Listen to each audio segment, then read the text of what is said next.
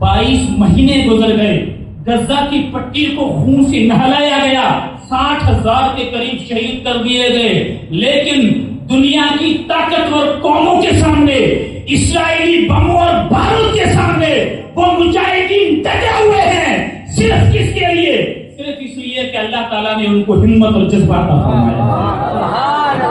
اب یہ الگ باتیں ہیں کہ بھائی سیاسی معاملات ہیں، کوئی کہتا ہے کہ یہ حق پر ہے، کوئی کہتا ہے کہ یہ دہشت گرد ہے، کوئی کہتا ہے کہ یہ دہشت گرد ہے، وہ تم اپنے سیاسی معاملات سمجھو،